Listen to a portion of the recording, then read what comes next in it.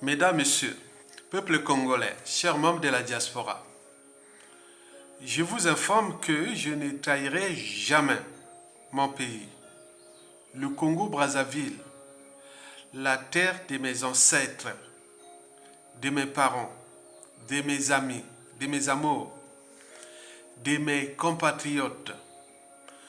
Donc, seule la lutte libère. Denis Sassou Nguesso et sa racaille vont tomber. Ils doivent tomber. Personne n'est venu dans ce monde de brut ou du vivant pour dominer ou commander et détruire les autres. Le pouvoir, c'est lui, c'est elle, c'est eux, c'est moi, c'est le peuple. Donc, seule la lutte libère et la victoire est certaine. Tokolonga, mesdames, messieurs, peuple congolais, chers membres de la diaspora, je vous informe que le futur, c'est tout justement le passé et le présent qu'on ignore. Et pourquoi? Parce que, 1. Les mêmes causes créent les mêmes effets. 2. Que l'histoire a tendance à se répéter. 4. Ne faites jamais à autrui ce que vous ne souhaitez pas qu'on le fasse sur vous-même. Et surtout quand vous avez les moyens de tous pour détruire le peuple. 5. Celui qui blesse ou tue peut t'oublier. Mais celui qui porte les cicatrices ou le deuil n'oubliera jamais. En politique, c'est ce que je définis moi comme la permanence de l'état de crise ou de la réversibilité du cycle de vie bourreau-victime. Chez nous, on dit souvent « Mokili tour lelo yayo, lobi yamo, ninga ». Vous savez qu'en droit, on parle de contentieux historique.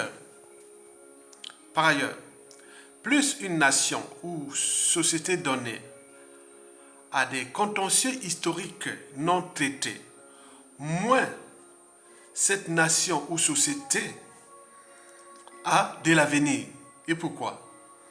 C'est parce que le futur ou l'avenir, c'est tout justement le passé et le présent qu'on ignore. Mesdames, Messieurs, peuple congolais, chers membres de la diaspora, je vous informe que le dictateur Denis Sassou Nguesso va laisser Umboshi et en particulier à son clan qui est de la merde.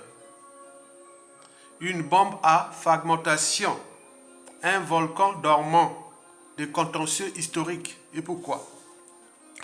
Parce que chez nous, en Afrique noire, et notamment chez nous au Congo, avant d'être lettrés, instruits, cadres, intellectuels, politiciens, officiers militaires, etc., hommes de la foi, on est d'avant tout d'appartenance 1. Tribale, 2. Ethnique et 3. Géopolitique. Nord-Sud, c'est un fait, c'est une réalité politique, historique et factuelle. Puisque le dictateur Denis Sassou Nguesso, depuis de nombreuses années, a instrumentalisé, industrialisé, grave, l'appartenance. Et les dégâts sont là. Par exemple, pour les étrangers, chez nous au Congo, quand on parle d'Ayatonga, là-bas, vous demandez les Congolais, vous diront que Ayatonga, certes un Congolais, mais c'est un Congolais originaire du Nord. Il est de la tribu Makwa, tribu située à cheval sur l'équateur, au Congo-Brazzaville. Et quand on parle de Sassou Nguesso, c'est pareil, mais sauf que sa tribu, c'est la tribu Mboshi. Et c'est une réalité là-bas. Vous ne pouvez pas s'échapper. Moi, je suis né et j'ai vécu dans cet écosystème politique avec ces histoires d'appartenance où la responsabilité politique, économique, sociale, culturelle, etc. est d'appartenance.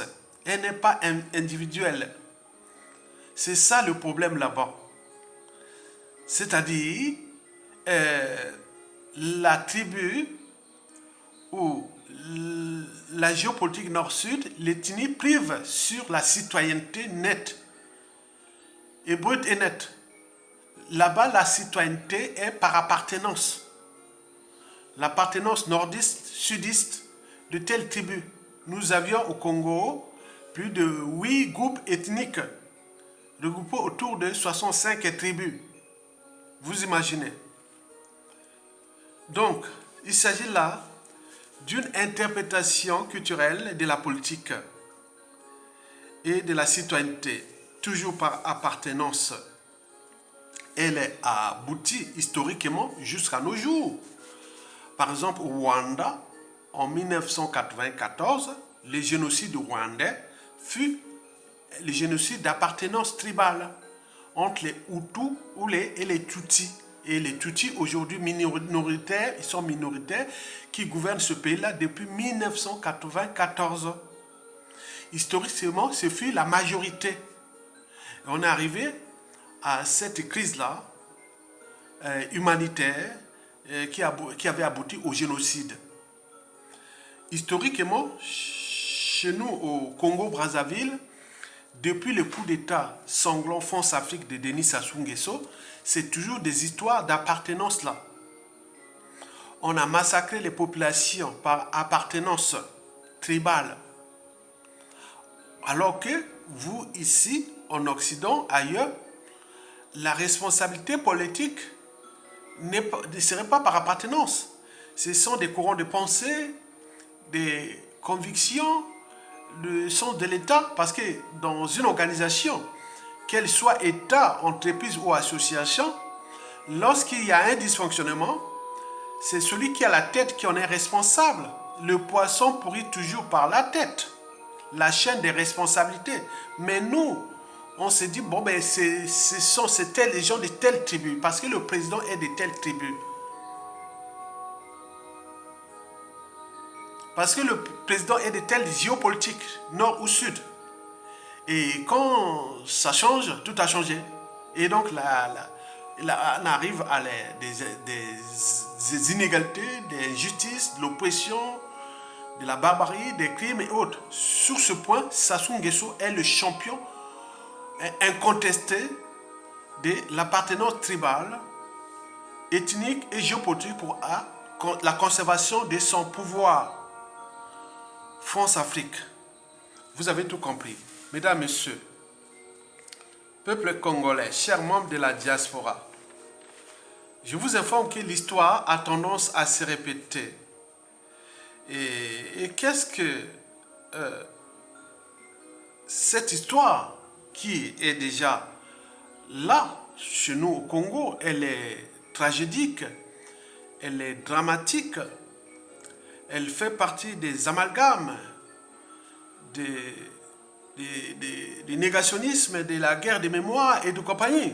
Mais dans ces conditions, il est certain que du point de vue historique, l'Imboshi et le clan Sassou Nguesso en paieront le prix. Et seulement si on ne dissipe pas cette énergie cinétique qui peut se transformer en inégalité, en injustice, pression à barbarie. Donc nous sommes là pour dissiper cette énergie-là, potentielle qui est là, qui risque de chambouler les clans Sassou Nguesso et sa tribu. Et vous avez par exemple pu voir dans les médias et les réseaux sociaux les victimes des Sassou qui sont d'autres tribus ou d'autres régions et autres disent qui seront les Mboshi après la chute de Sassou Nguesso. C'est un fait. Donc il faut en tenir compte de ça. Et pour ceux qui ont au moins un cerveau, une âme, une conscience, qui peut m'accompagner dans cette réflexion à la fois citoyenne, politique, intellectuelle, vous êtes les bienvenus. Et d'ailleurs, je fais honneur à ceux qui, depuis 2 jours, m'ont permis d'atteindre 30 000 abonnés, ceux qui me suivent. Et donc, c'est à eux que je vous souhaite la bienvenue sur la chaîne d'un intellectuel congolais qui défend son pays, souillé, humilié par un tyran au crépuscule. À ses 83 ou 85 ans, il continue à jouer au dictateur. Et pour combien de temps encore? Mesdames, Messieurs, peuple congolais, chers membres de la diaspora, je suis en fait ici en train de traiter les contentieux historiques. Les contentieux historiques, c'est très très dangereux dans une nation ou société donnée. C'est l'histoire des guerres, l'histoire de l'injustice, de l'oppression, de la barbarie, des crimes de sang et autres historiquement. C'est toujours ces contentieux-là. Si on ne dissipe pas cette énergie potentielle maintenant, il est certain qu'à l'après Sassou Nguesso, ça va recommencer. Et c'est pour cela que j'invite d'ailleurs le clan Sassou Nguesso et sa tribu de commencer déjà à dissiper cette énergie potentielle constituée de haine, de rancune, de contentieux historiques, des règlements de comptes en dormance, et qui, certains pensent que justice sera rendue, mais quelle justice? Mais chez nous, quand tout a changé, tout a changé. Au niveau des institutions, des administrations, de la diplomatie et autres. Donc, les victimes peuvent devenir à leur tour des bourreaux. Et elles sont nombreuses dans notre pays, le Congo-Brazzaville. Vous savez que dans la vie, on récolte toujours ce qu'on a sémé. Les contentieux historiques, par exemple, entre la France et l'Allemagne, entre les deux guerres, sont là des cas d'école. Qui aurait pensé que à la fin de la Première Guerre mondiale, exactement le 11 novembre 1918, un caporal-chef allemand qui, 22 ans après, avait humilié la France à la débâcle de juin 1940, dont les conséquences sont d'actualité. Mais on peut aussi en parler de la crise russo-ukrainienne. Ce sont toujours des contentieux historiques, en fonction des contextes. Bon, Sassou Nguesso aussi, chez nous depuis 1997, on a fait que des contentieux. Donc on est au cœur de la psychanalyse. La psychanalyse, c'est le vécu de l'individu, avec ses hauts, ses bas, ses déboires, ses crimes, ses crises et tout ça, politique surtout, et social aussi. Et n'oublions pas la transmission, parce que chez nous, au Clé de l'air lit, il y a beaucoup qui, quand ils se réveillent le matin ou quand ils se rasent, se disent tôt ou tard, je punirai les Sassou et les Nguesso, je punirai les clans Sassou Nguesso, je punirai les Boshi, etc. Vous imaginez, c'est vrai, parce que l'État c'est quoi? L'État, il y a le peuple, mais dans le peuple, on ne sait pas qui est qui à tout instant va devenir un prochain Sassou Nguesso. Le peuple, ce sont les institutions, les administrations qui seront demain aux mains des victimes actuelles, puisque au Congo, le nombre de victimes est tel que on arrive à des pourcentages de 97% de victimes dans toutes les tribus et autres. Mais ce sont eux, à tout instant, qui peuvent devenir président de la République, chef de gouvernement, membre du gouvernement, chargé de toutes les administrations, la diplomatie, on voit les passeports, les visas, la fonction publique, la retraite, les biens mal acquis, tout ce compagnie. Mais ce sont ces victimes-là qui vont traiter ces problèmes-là. Donc, une nation ne peut survivre sans régler ces contentieux historiques. Mais il faut déjà commencer par les dissiper, les vider petit à petit. C'est comme le lait sur le feu. Donc on ouvre petit à petit pour dissiper ça. Mais si on trouve, pouf, c'est ça qui se prépare au Congo-Brazzaville. Et donc d'où l'importance de mes signaux d'alerte, puisque j'interviens comme un intellectuel. Un intellectuel, c'est un lettré libre et dégagé, qui fait part de ses analyses, ses points de vue sur des problématiques et enjeux plus ou moins partagés. Mais au cœur de ces enjeux ou de ces problématiques, je voulais toujours dire que ma conscience sera toujours au-dessus de l'appartenance. Ce que je définis moi comme ma liberté de conscience. Donc il n'y a pas de noir, ni de blanc, ni d'étrangers et autres dans notre pays que je vais dire par appartenance autre. Non, c'est chacun assume ses responsabilités. Et c'est ce que je tiens à vous le rappeler. Mesdames, Messieurs, peuple congolais, voici pour l'introduction au débat que je vais ici le nourrir tout simplement dans le cadre de l'intérêt général et de la transmission. Parce qu'un peuple qui n'a pas de mémoire à transmettre, bon, ce peuple-là sera toujours en proie aux mêmes erreurs, aux mêmes drames, aux mêmes tragédies, au négationnisme, à la guerre des mémoires et autres. On voit ce que ça donnait historiquement depuis la nuit des temps. Mesdames, Messieurs, peuple congolais, chers membres de la diaspora, de ce qui précède, pourquoi Denis Sassou Nguesso, Jean-Dominique Okemba et Jean-Claude Ngakoso, n'oublions pas Jean-François Ndengue, qui on ne sait pas dans les conditions où il se trouve, parce qu'il est perdu de vue depuis, puisque Sassou Nguesso a toujours dit que je partirai, mais je ne laisserai pas les témoins de mes crimes. Donc il va les éliminer tous. Et ils sont comme des moutons en train de laisser faire. Bon, peut-être que c'est des pactes entre eux, mais ça ne nous concerne pas. Nous, on pense au peuple, on pense à la nation, on pense à la transmission. Mesdames, Messieurs, peuple congolais. Donc, nous avions 3 individus précités dans Denis Sassou Nguesso, l'éducateur, Jean-Dominique Okemba, qui s'occupe des services étranges, c'est-à-dire les services secrets, et Jean-Claude Ngakoso, qui s'occupe du ministère des Affaires étrangères ou des Affaires étranges. Ce sont eux que je m'adresse pour libérer Mokoko. Ils ont intérêt à libérer Mokoko, le général Mokoko, le président élu du Congo en 2016. Nous avions eu 3 présidents élus au Congo. 2 au suffrage universel direct, 1 au suffrage universel indirect. Indirect, ce fut le premier président du Congo, l'abbé Philbert Youlou, en 1959. Et le premier élu au suffrage universel direct, ce fut le professeur Pascal Lissouba, chassé par Sassou Nguesso à travers le coup d'État sanglant France-Afrique de 1997, du 5 juin au 15 octobre 1997, qui avait déjà occasionné la vie à plus de 30 000 Congolais, suivi des opérations Mouebara, etc., qui avaient coûté la vie à plus de 400 000 Congolais. C'est un crime contre l'humanité, génocide qui n'est jamais résolu, puisque Sassou Nguesso est le pion, la pièce maîtresse de la France-Afrique. Et qui parle de la France-Afrique, parle de la France. Et la France a le droit de veto au niveau des Nations Unies, du Conseil de sécurité. Donc la CPI, n'y parlons pas. Mais les crimes contre l'humanité sont imprescriptibles. Et donc nous avions cet individu qui s'appelle Denis Sassou Nguesso et qui, on a des soucis avec lui. Donc, Jean-Dominique Okemba, je voulais parler. Maintenant, on arrive à Jean-Claude Ngakoso, qui est le ministre des Affaires étrangères, qui s'occupe de ces problématiques-là. Donc, c'est à ces 3 individus, au regard de ce qui précède, ce que je vous ai tout dit.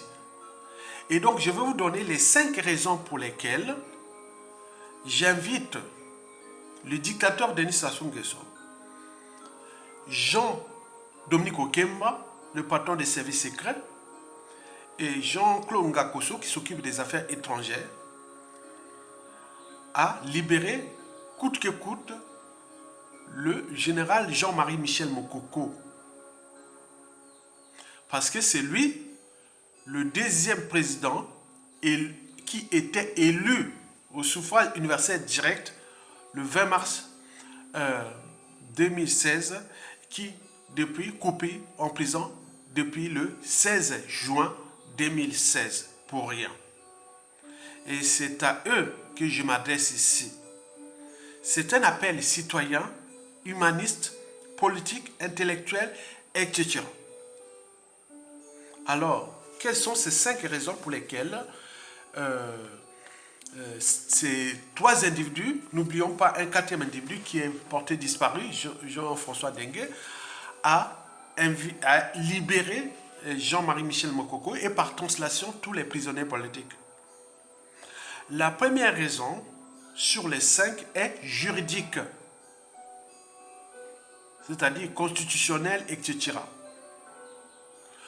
Vous savez qu'en matière de droit, la responsabilité est individuelle, pénale, politique et tout compagnie est individuelle, à la différence de la responsabilité par appartenance chez nous, qui est toujours d'actualité puisque pour s'affranchir de la responsabilité par appartenance, notre pays, au regard de ce qui s'est passé depuis la nuit des temps, et aujourd'hui, il y a encore des années, mais on peut quand même parler déjà de la responsabilité individuelle. Vous le savez que ce sont ces 3 individus-là, le dictateur Denis Sassou Nguesso, Jean-Dominique Okemba et Jean-Claude Ngakoso, qui avaient comploté contre Jean-Marie Michel Mokoko, qui coupé en prison, avec la complicité à l'époque de la France-Afrique sous le quinquennat du président François Hollande. Et aujourd'hui, Emmanuel Macron n'a pas bougé. Il a toujours obtempéré aux injonctions de ces 3 individus et de la France-Afrique pour laisser Mokoko coupé en prison. Et c'est ce que l'histoire retiendra de ce hold-up électoral ou des conséquences du hold-up électoral de 2016. Donc la première raison est là, c'est-à-dire ces 3 individus-là portent une responsabilité historique et pénale concernant la situation de Jean-Marie Michel Mokoko par translation du peuple congolais, puisque le peuple congolais l'avait choisi comme président en 2016. Il est d'ailleurs aujourd'hui, Jean-Marie Michel Mokoko, le seul président élu et qui est encore en prison par rapport à ce qui s'est passé dans toute la zone France-Afrique, où il y a eu des chasses à l'homme, comme au Togo, où celui qui était élu en 2020, le docteur Kodjo, je n'arrive pas à prononcer son nom, docteur Kodjo Agbeyom Messane, qui est aujourd'hui devenu un fugitif alors élu. Vous avez vu en 2018 au Cameroun, Maurice Kamto, professeur Maurice Kamto, élu et emprisonné pendant 9 mois avec le concours de la France-Afrique. Mais il était la volonté du peuple camerounais à faire pression sur le dictateur Paul Biya et la France-Afrique, il ne serait pas libre. Vous avez vu ce qui s'est passé au Gabon en 2016, Jean Ping. Il est certes en liberté surveillée, mais il n'a jamais été emprisonné. C'est déjà une bonne nouvelle. C'est une bonne nouvelle pour Ali Bongo par la suite. Vous avez vu en République démocratique du Congo, Martin Fayulu, élu aussi en 2018, mais il est en liberté certes surveillée, ben il est là. Vous savez ça. Mais il n'y a que chez nous, au Congo-Brazzaville, où un président élu a été emprisonné injustement. Et n'oublions pas qu'en 2021, on a tué encore celui qui allait peut-être gagner, qui avait gagné, Guy Brice Parfait Kolela. Vous imaginez.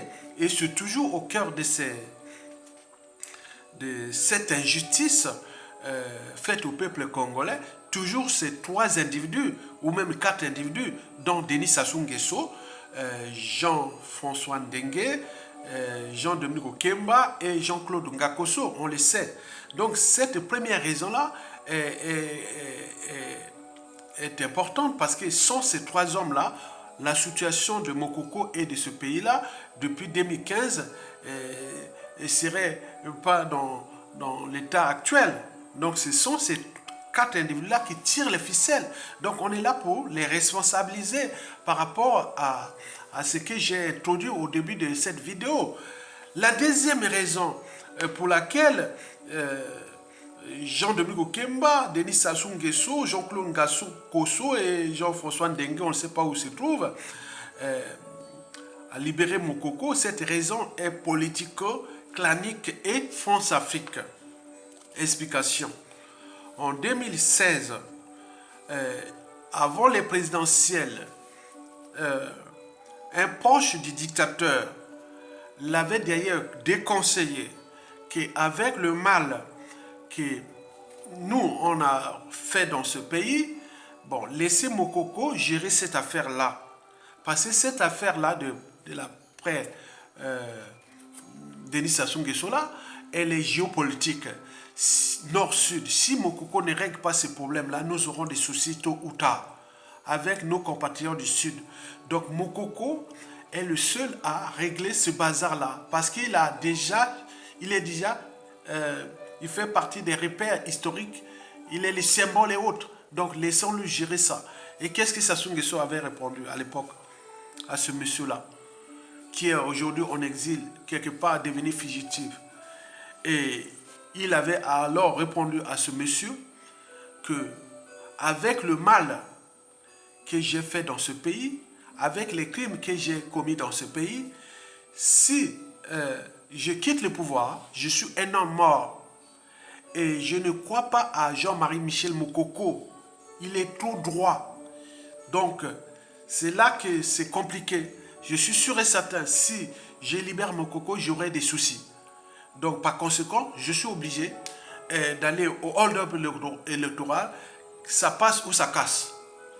Et comme avec la complicité de la France-Afrique, qui depuis 2015 l'avait donné quitus à modifier sa constitution pour qu'il se représente, parce qu'avec la constitution du 20 janvier 2002, après son coup d'État, il s'est taillé 2 septennats, de 2002 à 2009 et de 2009 à 2016.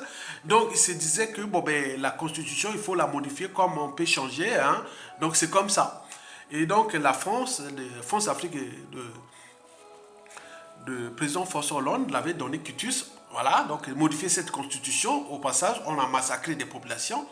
Et donc, suivi de ce hold-up là, électoral de 2016, on a emprisonné Mokoko et créé le terrorisme d'État dans le pôle, où Sassou Nguesso avait mis à feu à 300 villages, 3000 morts, 180 000 déplacés des populations du Sud.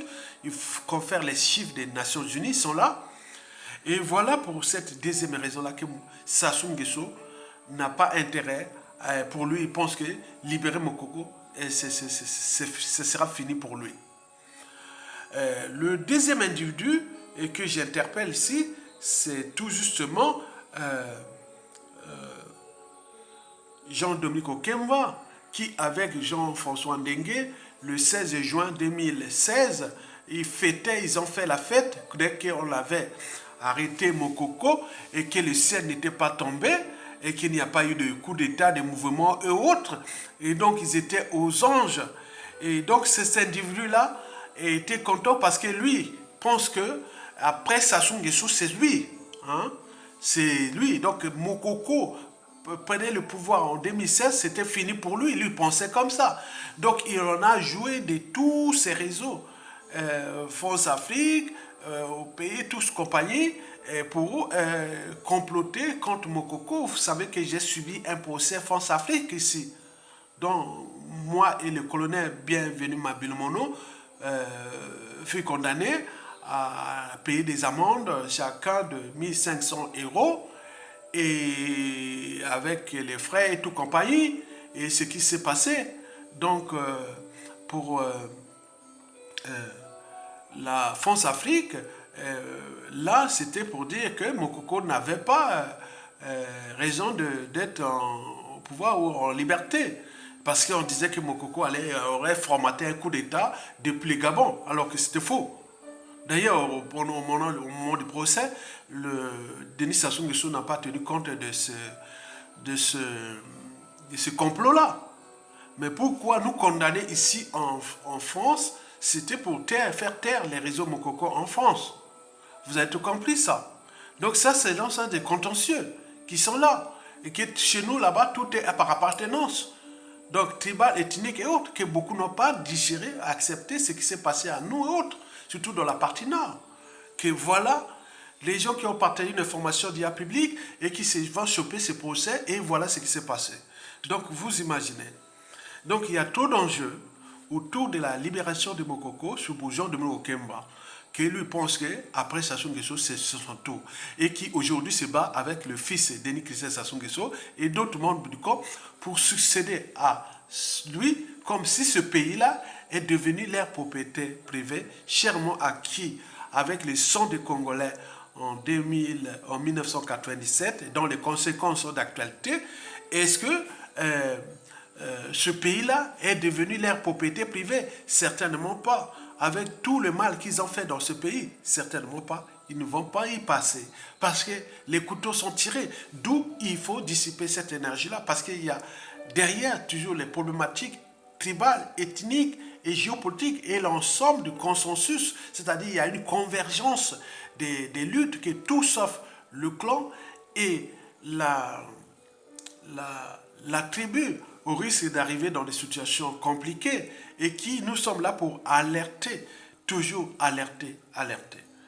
Le troisième individu que je parle ici, c'est Jean-Claude Ngakosso, le ministre des Affaires étrangères, qui en 2020, lorsque la pression de la diaspora et de certains réseaux de la liberté, la dignité des peuples et de la démocratie mettait la pression au président Emmanuel Macron et à son ministre des Affaires étrangères à libérer Jean-Marie Michel Mokoko. Et lorsque Sassou Nguesso arrivait ici à Paris, et c'est Jean-Claude Ngakosso qui était parti voir Jean-Yves Le Drian et Macron, c'est dire, attends, si on libère Mokoko, nous on perd le pouvoir. Vous imaginez?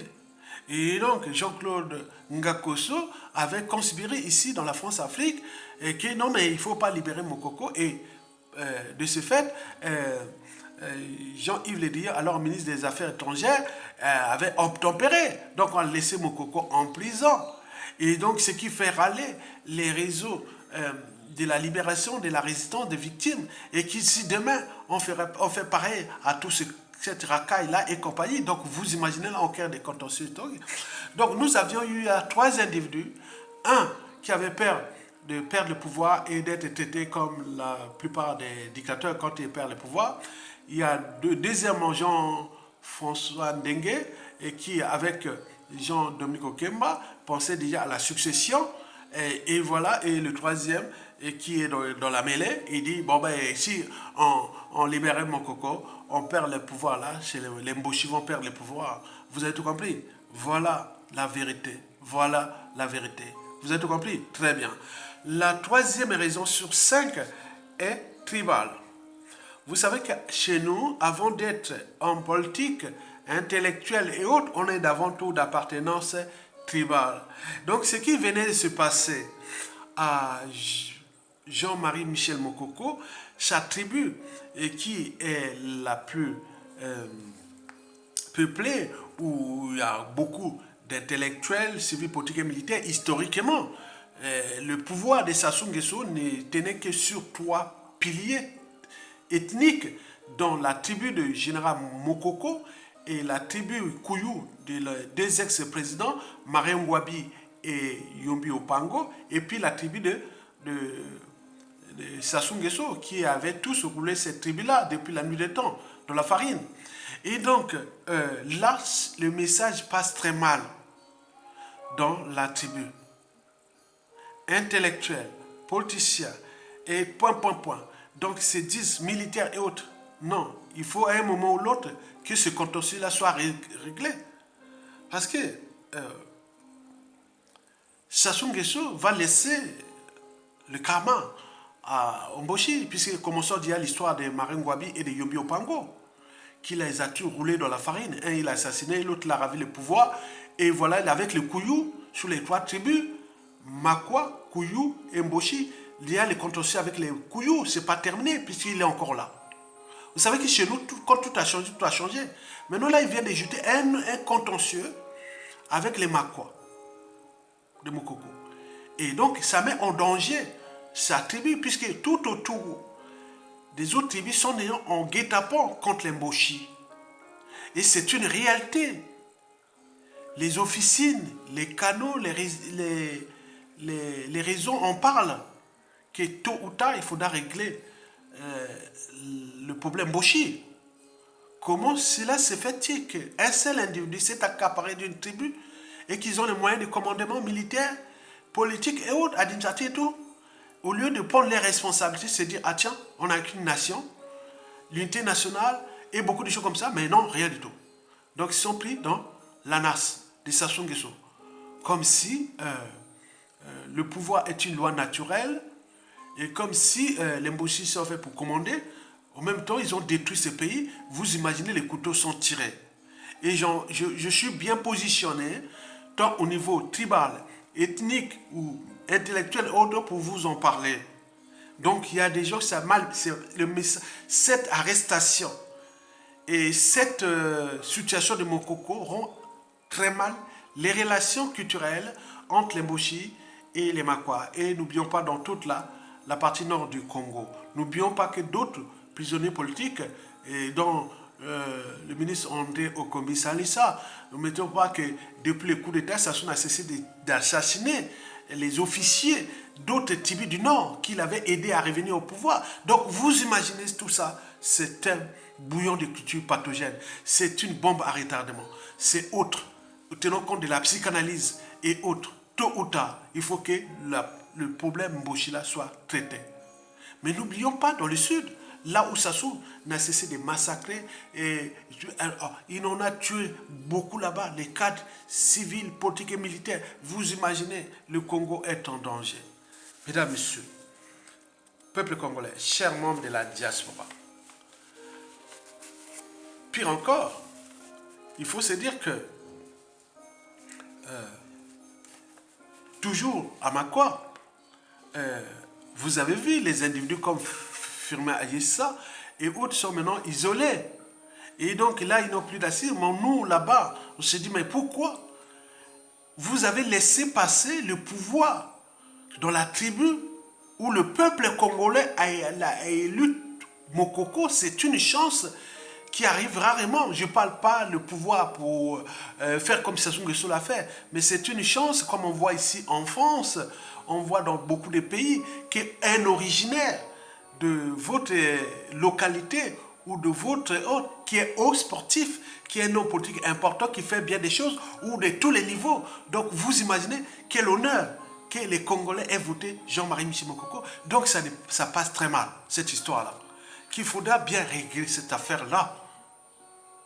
Qu'il faudra bien régler cette affaire-là entre les Makwa et les Mboshi. Vous imaginez. Je voulais parler des Kouyou aussi. Et donc, vous voyez toute cette bombe à retardement.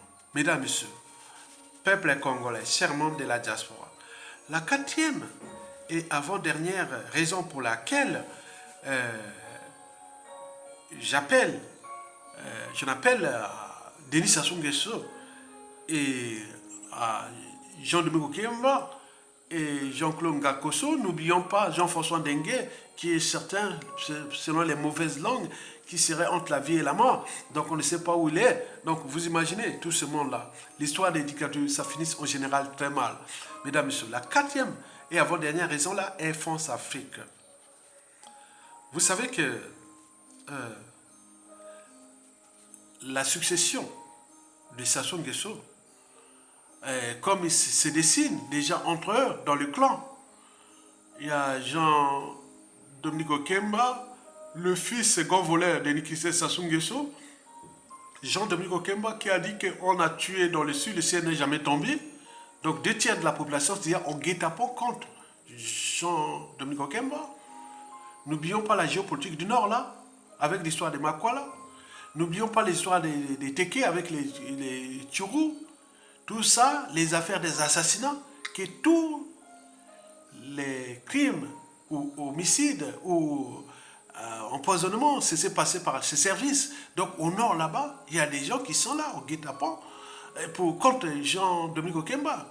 Et donc, mais il y a aussi le fils grand voleur qui, avec ses mercenaires, cherche à prendre le pouvoir. N'oublions pas, on parle maintenant de Jean-Jacques Bouya, les réseaux chinois, avec la municipalisation mal accélérée, tout en pacotille. Donc le clan là, c'est comme si ce clan là serait venu sur terre au Congo pour diriger le Congo, certainement pas. Et pire encore, qu'ils ont détruit le pays. Donc ils se dessinent entre eux. Mais ça ne va pas marcher. Parce que leur plan est caduque. Le clan, l'Emboshi, l'après Sassou est caduque. Au lieu de commencer déjà à penser à virer Sassou Nguesso pour dissiper l'énergie potentielle de contentieux-là. Puisque si Sassou Nguesso part sans être humilié, comme la plupart des dictateurs, la rançon de la gloire, l'humiliation, on a vu les Mobutu, les Diamidada, les Bokassa, les Blaise Compaoré, Sénabré, Robert Mugabe, point même les nationalistes et patriotes africains, Robert Mugabe fut quand même humilié. Mais combien de fois Sassou Nguesso va partir sans être humilié, ni voilà, après avoir massacré des populations, détruit un pays, piétiner un peuple, il va partir comme ça, que rien ne se crée, rien ne se perd, tout c'est ensemble, que ça va être vraiment... Non, n'oublions pas la rançon de ces crimes, la justice quelle qu'elle soit. S'il n'y pense pas à ça, mais il voit que, attends, c'est pas possible. S'il n'y avait pas ce coup d'État, qui aurait pu penser que Sassou prenait le pouvoir? S'il n'y avait pas ce nord-là, et donc, s'il n'aurait pas poussé le pouvoir. Donc, pour la France-Afrique, il faut alerter qu'il y a eu dérèglement politique et militaire dans le Nord. Le Nord n'est plus homogène. Les contentieux, les haines, les rancunes sont là. Qui dit à un moment donné, il faut en finir avec cette honte, cette indignité, cette soumission, volontaire ou involontaire, aux Mboshi, qui ont détruit ces pays. Donc, on est au cœur de la psychanalyse, de la transmission. Et beaucoup de choses chez nous, quand ça transmet, et ça reste... Hein. Donc, les Mboshi sont en danger des dérèglements politiques et militaires. Ils vont faire quoi? Le monde a changé. Ils vont faire quoi? Ils vont remplacer un membre du clan qui venez, on va régler. Non, non. Déjà, il faut se dire, dans le clan est déjà divisé. Hein? Il y a pour les problèmes de succession. C'est du pain béni pour fracasser ce régime au moment où les couteaux sont tirés. À tout instant. Donc, il faut savoir que ce pays est en danger. Mais n'oublions pas ce que Sassou Nguesso et son clan ont fait dans le Nord, déjà depuis le coup d'État. Donc tout ça, ça fait beaucoup. Ajouté avec le contentieux historique dans le Sud. Donc ces clans-là, l'après Sassou Nguesso, ne se verra pas. Si et seulement s'il veut survivre, et à ce moment-là, ils doivent anticiper, virer Sassou Nguesso, libérer les prisonniers politiques et rentrer dans une transition politique consensuelle sans que eux, le clan et la tribu soient aux commandes. C'est tout. Mais à défaut, qui continue, on est dans le statu quo. Mais toute chose a un départ et un terminus, il arrivera le terminus. Et le revers sera amer. Puisque quand les autres, on va prendre les moyens de l'État, et c'est là que vous allez comprendre que Ayatonga avait raison. Parce qu'il a fait la lecture de l'histoire politique des dictateurs et leur fin. Et ça a été toujours dramatique pour les anciens du régime. Mesdames, Messieurs, peuple congolais, cette raison France-Afrique est là pour alerter la France-Afrique qui a une énergie potentielle. Dans le contexte anti-France-Afrique à l'échelle continentale, vous allez faire comme vous avez fait au Gabon, ou avec les Ali Bongo, vous allez faire comme vous avez au Tchad, comme vous avez fait au Togo. Mais non, l'environnement sociopolitique, culturel et géopolitique n'est pas le même. Ils ont fait du mal à tout le monde dans ce pays. Et donc, vous allez placer qui? Sinon que d'organiser les grands replacements de la population. En même temps, massacrant tous les Congolais. Mais c'est pas possible. C'est pas possible. Donc, vous avez tout compris. Donc, la solution, c'est la cinquième et la dernière raison pour laquelle Jean-Dominique Okemba, Denis Sassou Nguesso et Jean-Claude Ngakosso et tous ces gens-là et la France-Afrique doivent libérer Jean-Marie Michel Mokoko. Pourquoi? Parce que, déjà du point de vue géopolitique, Mokoko est admiré au nord comme au sud. C'est l'homme qui devait passer une période transitoire, trouver un bon garde du sud, après la présence de Mokoko, trouver un bon garde du sud, qui soit du Poul ou du Nibolek, qui va continuer là. Il y a autant de patriotes, des gens de la raison, qui sont au sud, notamment dans le Poul, comme dans les Nibolek. Il y en a beaucoup. Je suis qu'avec eux. Je vois leur état d'esprit. Ce ne sont pas des revanchards. Ce ne sont pas des gens, non, ce sont des gens qui aiment ce pays. Mais par rapport à cette histoire, qui s'est passé, mais si on ne les traite pas, mais la réaction est normale. Quelqu'un qui vient vous faire du mal, comment vous allez réagir? Comme un mouton? Non. Donc il y a les tensions qui sont là. Or, Mokoko, du point de vue géopolitique, par rapport à l'historique des l'année 1991-92, les années 1991-92, qui avait permis l'avènement de la démocratie, transmettre le pouvoir dans le sud, même s'il y a eu des tensions pour les problèmes des armées. Parce que les armées à l'époque, bon, au nord, certes, on ne pouvait pas passer brutalement et chambouler les armées comme ça. Il y a un processus. Il y a un processus. Mais l'important, ce n'est pas les armées. L'important, c'était déjà régler ces contentieux historiques qui, en partie, ont été résolus à la conférence nationale, mais avec ce qu'on a eu comme les problématiques de lavement des mains qui a laissé Sassou Nguesso passer dans les mailles du filet. Mais là, la responsabilité n'était pas qu'au nord, mais ils étaient au sud, c'était des Congolais de l'époque. Bon, les faits sont là, l'histoire est là, bon, on n'y peut rien. Mais Mokoko, avec d'autres nordistes, avait permis à l'avènement de la démocratie. Mais il porte ce symbole-là, c'est d'où l'engouement de la population en 2016, parce que le peuple a toujours une longue mémoire, il sait bien les vrais. Il sait les vrais. Donc, vous avez tout compris. Donc, du point de vue géopolitique, Mokoko est l'homme qui peut résoudre ce contentieux historique, nord-sud. Deuxièmement, Mokoko est un symbole. On ne détruit pas les symboles. Il est le symbole national au Congo, comme l'histoire de Mandela, quand on sort de l'apartheid, le contentieux entre les Blancs et les Noirs, les Blancs et les Indiens, les Métis et tout compagnie. Mais s'il n'y avait pas Nelson Mandela, qui dès 1990 à 1994, on a bavé pour construire la nouvelle Afrique du Sud, il a failli presque 4 ou 5 ans pour reconstruire une nation nouvelle. Donc Mokoko est dans cette dynamique de repenser une nation africaine, francophone, et pour le contexte où le monde tout se chamboule, où les blocs contre blocs, anglophones, lysophones, rusophones, chinoises, blocs chinois, blocs hispaniques et tout compagnie. Le monde de demain, c'est un monde de blocs. Donc celui qui aura la langue où on parle beaucoup votre langue, c'est vous qui allez dominer le monde. Et donc là, la France-Afrique est en train de suyer même la francophonie. Donc nous avions là les repères, des symboles qui peuvent constituer une dynamique nouvelle. Donc c'est ça. Le troisième point de cette cinquième et dernière raison, c'est surtout des repères historiques. Oui, problème des repères. Les peuples ont besoin des repères. Ils savent bien que dans le tribalisme industrialisé à Maud Sassou Nguesso, on en a vu que dans le staff de Mokoko, il y avait beaucoup de sudistes. C'est une bonne nouvelle. Et donc c'était dans cette dynamique-là, dans le sens de l'intérêt général, du patriotisme et autres, dans le contexte actuel. On n'est pas là les talibans, on n'est pas point. C'est des gens qui cherchent seulement et que au Congo, qu'il fait bon vivre, étudier et travailler et visiter. C'est tout. On n'est pas là dans la guerre des puissances et autres. Nous avions notre écosystème, c'est ça la doctrine qui était pensée pour repenser une nation nouvelle. Beaucoup on parle de fédéralisme, beaucoup on parle d'État déconcentré, on parle beaucoup de choses, ces projets sont là. Vous avez tout compris. Et enfin, il y a le destin, il est là, il est encore vivant. Malgré toutes les tentatives d'assassinat et autres, mais il est encore là. Donc c'est un homme de paix et qui a tout compris que la prestation Nguesso ne va pas se passer par des règlements de comptes, des contentieux autres, c'est par le droit, par la justice, elle doit passer, par les devoirs de mémoire, par plein de choses qui sont déjà là. Il y a au nord, au sud et l'est à l'ouest, ce sont des officiers, des canaux qui sont là pour repenser une nation nouvelle, pour la transmission. En fait, Jean-Marie Michel Mokoko, libéré, c'est déjà au moins 1% du contentieux historique qui pourra être traité.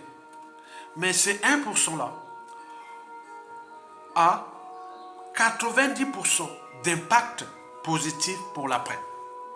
Puisque pendant ce temps-là, de 1% seulement, 1%, hein, mais aura 90% d'impact pour l'après, pour laisser des bases historiques.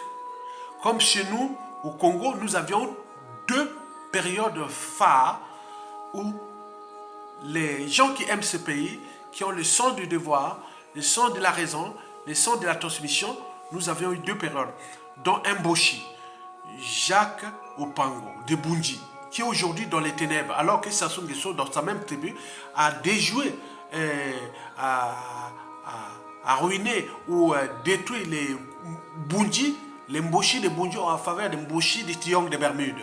C'est-à-dire au Yo, d'où au Bouya, Tikapika et tout compagnie.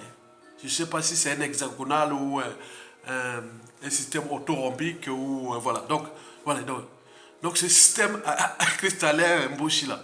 Donc vous imaginez. Et donc, il y a eu Jacques Opango et Youlou, les premiers qui, à partir du suffrage universel indirect, Jacques Opango avait perdu, mais il avait rejoint Youlou pour former un pouvoir de transition. Et voilà, avec le contexte France-Afrique, géopolitique, la guerre froide, on a tout chamboulé ça en 1963, dans les conséquences d'actualité. Mais nous avions eu aussi en 1990-91. Et dans Mokoko, c'est le surveillant au haut niveau qui est là. Mais si on le perd, mais on va laisser ce pays en main de qui? Qui va venir encore là? Donc on a besoin des symboles pour constituer un cadre que voilà, du nord au sud et de l'est à l'ouest, on se recouvre autour d'une transition où nous aurons un président de transition, un gouvernement de transition, une assemblée constituante, un conseil de la République pour gérer tous ces problèmes qu'on a déjà fait et élaborer une nation nouvelle. Mesdames et messieurs, peuple congolais, le contexte est favorable à nous, peuple congolais. Il est aussi favorable au clan et au dictateur Sassou Nguesso. Parce que Mokoko n'est pas là pour les tuer. Mokoko est là pour rendre justice simplement. Simplement. Et laisser aux générations futures après. Mais ok, ils sont pour tuer pour soi dire du monde. Ils n'ont tué depuis 1997. Qu'est-ce que ça a donné? Ça a créé des contentieux. Donc Mokoko, c'est l'homme de la synthèse. L'homme du devoir. Il est là. Il réfléchit. Il comprend bien les enjeux déjà nationaux, les enjeux France-Afrique, les enjeux géostratégiques et autres, parce qu'il est entouré des cerveaux, des gens qui réfléchissent, qui sont là et ont pensé.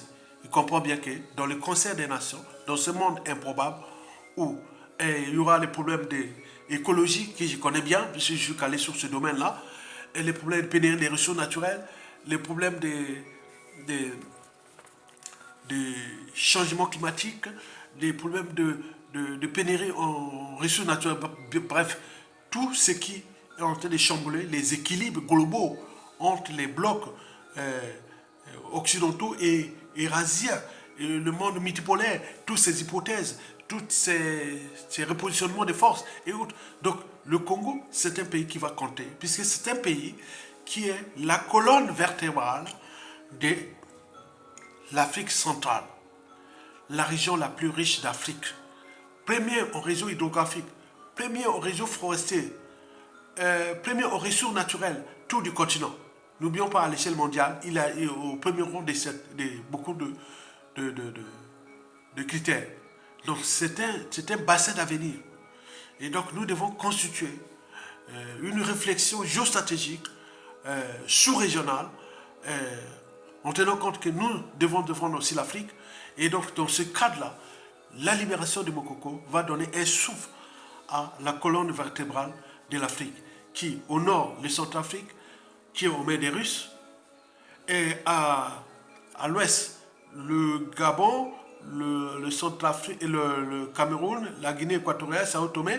Mais là, il y a encore, voilà, les équilibres sont là. La France-Afrique est là, au déclin. Mais vous avez le grand voisin, la République démocratique du Congo, où se chamboulent les enjeux occidentaux, nord-américains et aussi eurasiens, la Chine et autres.